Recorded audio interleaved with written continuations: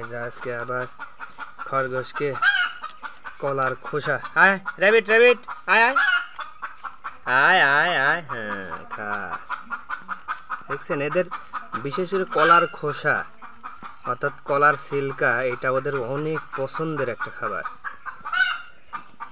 আপনারা যারা কলা খান অবশ্যই র্যাবিটকে কলার সিল্কাটা খাওয়াবেন। কলাও খায়, এইসব হলো পছন্দের খাবার ওদের, কলা কলার সিল্কা।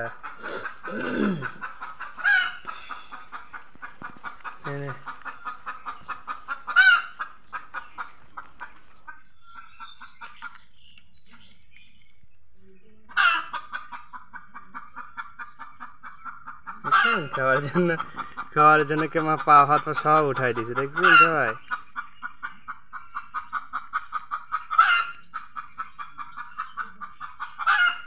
ওদের অনেক পছন্দের একটা খাবার।